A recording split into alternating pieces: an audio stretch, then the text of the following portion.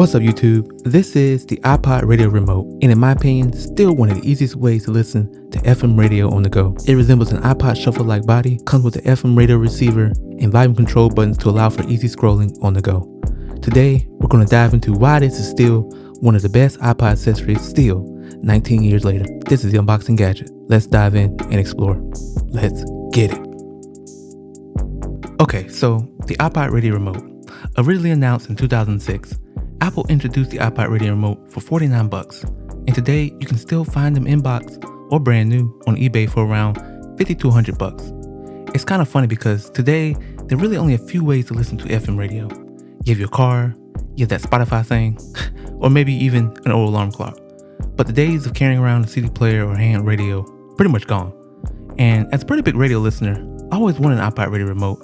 And unfortunately, in my younger years, I didn't have one, but now I kind of figure as an adult, I'll go back in time, spend just a little bit amount of money and find one on eBay and check it out. So here it is, the iPod radio remote. Now, before we get this thing unboxed, let's check out a little bit of history behind this remote. So the new radio remote, old radio remote, was an option that was added to the songs tab of an iPod. And luckily, I have an iPod, and there's only a few certain iPods that this works with. So any iPod that has video, like an iPod Classic, a third generation iPod Nano, those were the only ones that work with the iPod radio remote. Now, the FM radio feature can be tuned by using the click wheel and kind of display track and station information based off where your radio data was. I'm in North America, so of course I'll get North America radio, but if you're in Europe or anywhere else, it should pull that radio data.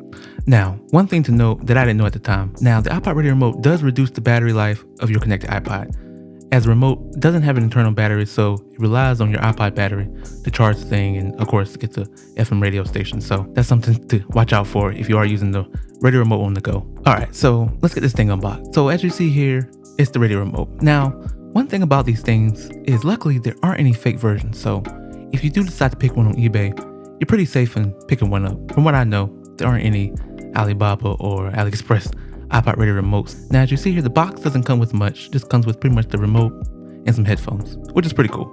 Now luckily I have an old iPod Nano, I have an old iPod Classic from high school that I'll use to, charge the radio remote, so we should be good to go with that.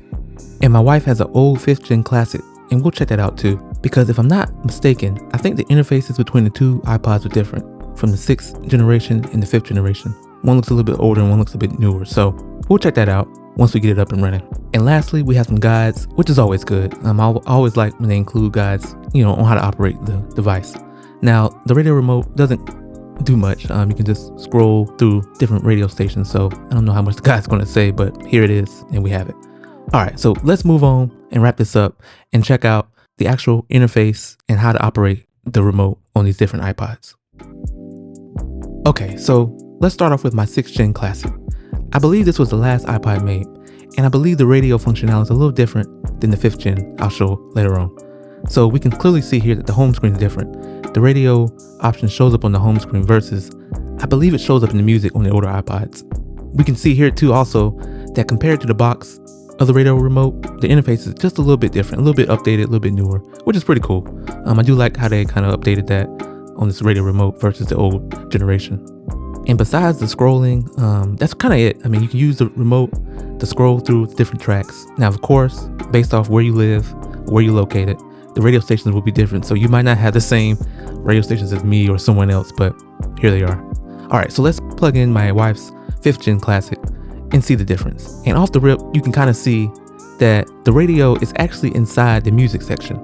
So that's interesting. They switched it up. And then the interface for the radio on this iPod is a little bit older. It looks a little bit dated, or I guess, not quite as updated as the new one. So that's pretty interesting that Apple has two different interfaces for the different iPods. As long as they both work and they seem to both do the same thing, I'm not mad at it. They both get the job done. Allows you to listen to radio on the go. Alright, so there it is, the iPod radio remote. Now granted, I didn't hold you guys too long today because honestly, it doesn't do much. It listens to FM radio and that's about it. There's no AM, there's no Sirius XM. It's just FM stations to scroll on the go. Now, if you're an FM radio lover I think this is the perfect device to pair with your old iPod so you can still get those stations with you on the go. But if you like listening to your own music from Apple, Sirius, or anything like that, you might want to skip the radio remote and check out something else. But either way, I enjoyed this one, guys. Thanks for watching. I'll catch you next time. Peace.